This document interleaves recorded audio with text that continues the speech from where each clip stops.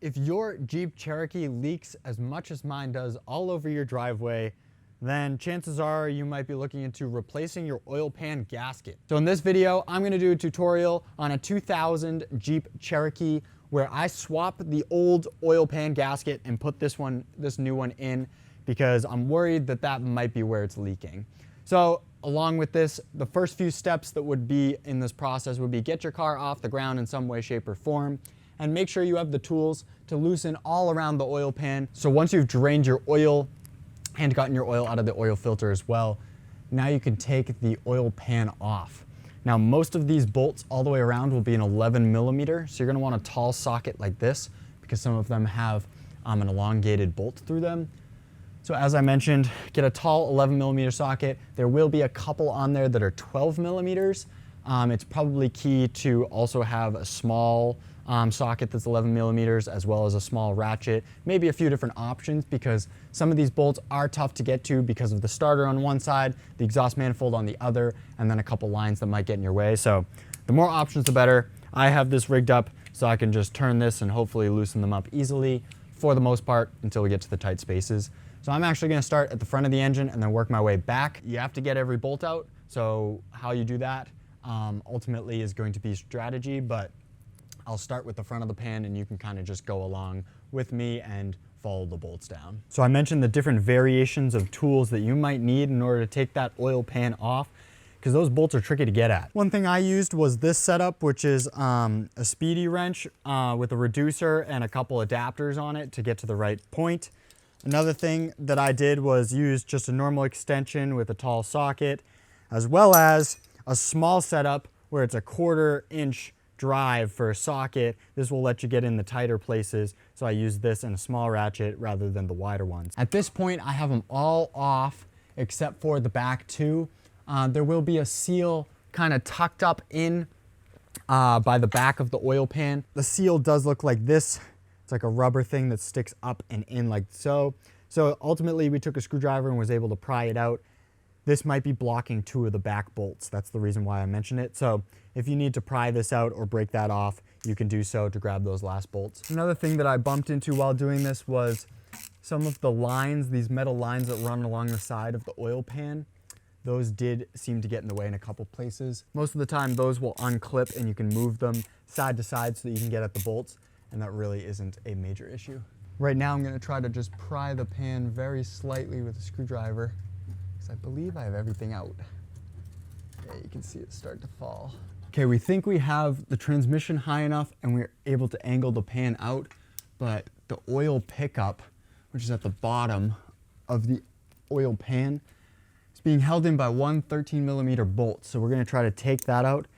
And essentially you need to loosen that bolt that holds on the bracket, and then there's a plug that you need to pull straight out, and that will allow the entire oil assembly at the bottom of the pan to come loose. And that bolt, of course, is on the inside of where the oil pan was up here. This is that oil pickup that I was talking about, and this is that long bolt that will stick through this bracket. So when you have your hand up inside while the pan is still in, you're gonna wanna loosen this bolt, it will come out, and then this just slides right out of the place that it was in, so it will come off like so. And once that's out and it falls into the pan, you can remove it, and that'll make the pan, you can slide the pan out without hitting this part. So that's kind of essential to sliding the pan out as opposed to just dropping the pan straight down.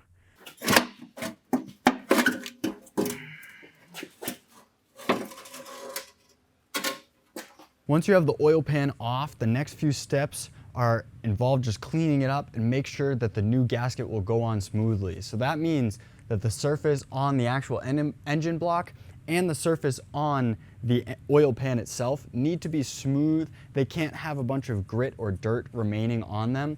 So what I have is a paint scraper here. I'm gonna use that to scrape off the appropriate junk that's up there, and then maybe use some brake clean or some parts cleaner to somehow get the junk the best you can off of the side of the engine block, as well as cleaning the pan itself. That'll just make installing it easier. It'll make it so that it doesn't leak better. The gasket will fit on a little bit better. So just get it the best you can. It doesn't have to be perfect, but you'll see that once you pull it off of the block, there'll be this ridge of old dirt that essentially can be just scraped away with a little paint scraper.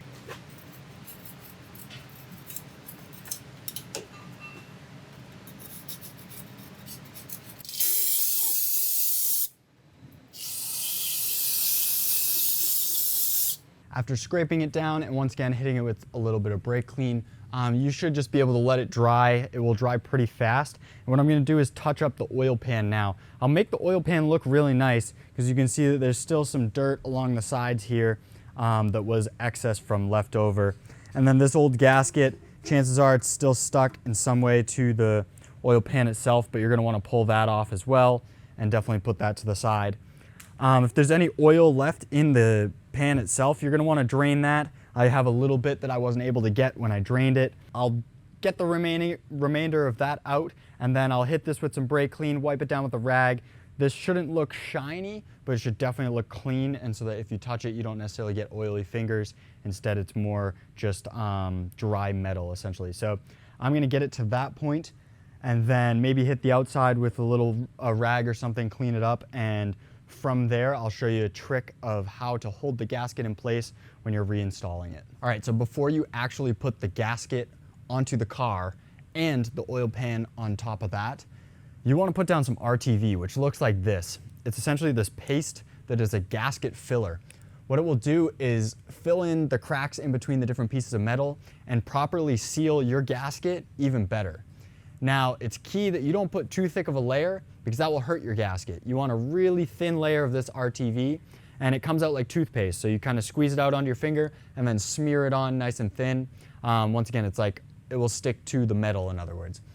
So what I've done right now is I've done that so that you can see on all four corners, I have this RTV.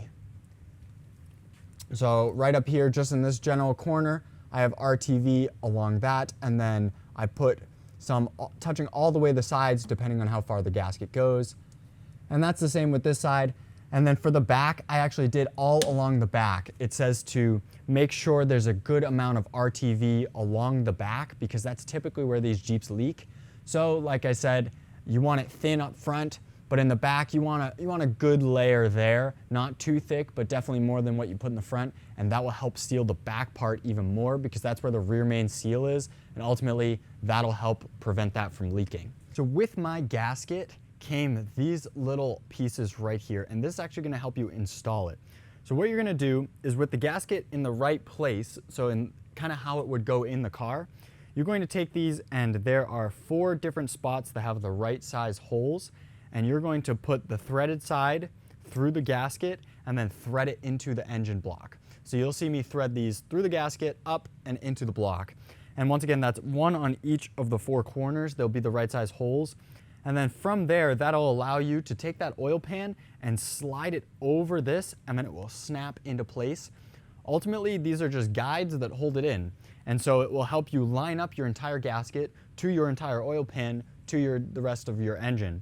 So these are just guides, and then once you're done with these and you have a few other bolts in place with the pan in place, then you just unthread these, take them out, and put the bolts in per usual. Alrighty, gasket's in place, gasket's cleaned, RTV applied. This Jeep's wanting to have this oil pan in there. So it's time to slide this in from the back side. Remember that the skinny side goes towards the front, and hope for the best.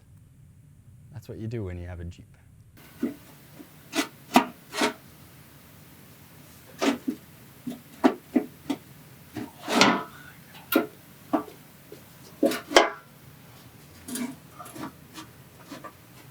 Next, you need the oil pickup. So this pan is resting in place. It's just a little bit lower than those blue inserts to help guide it on. And so I just rested it up. Right now it's just sitting on the axle, and I need to put this back in. So once again, this kind of slides into the oil pan, and then this pickup tube will need to slide into place, and then this bolt, this long one here, will go up like this into the mounting bracket that's up there. So now that oil pickup bolt is tight, and now this pan is good to just go up onto those blue clips that I was showing you before. So what I'm gonna do is line it up and pretty much snap it into place, and then from there, add different bolts along the side of the pan. Now we've got the pan locked up and held in place by those little clips. We're good to put the remainder of the bolts in. And you wanna make sure that you're putting back in the right spots and making sure that the gasket is going up snug evenly. These bolts do not have to be cranked down too tight. It should be about 20 foot-pounds torque, which, believe it or not, is not that tight compared to your strength. What happens when you over-tighten them is the gasket swells or bends, and ultimately that's the opposite of what a gasket would do. It would then create a leak because they're too tight. So like I said, just hand tight on a ratchet like this is normally pretty good. And you want to do that with all the bolts that you see.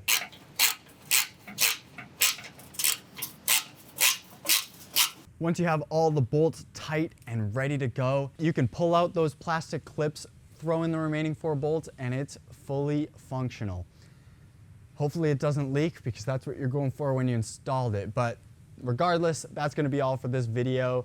Thank you for checking us out. We do repairs like this all the time. Obviously, this Jeep breaks a ton. If you haven't seen our channel, check it out. We have different series, including a Chevy 350 rebuild series, where Tarpy goes in detail on how to rebuild a Chevy 350 that you can do from your home. So be sure to check it out. If you're looking to do stuff like that around your house, we are the channel for you. As far as this goes, I'm gonna be here fixing a ton more on the Jeep, and you can see it in an episode of Burnout on our channel. So stay tuned. Be sure to subscribe if you haven't already. Check the notification bell so you get notified when we post a video. We post about twice a week. And once again, hopefully this helped, and thank you for watching.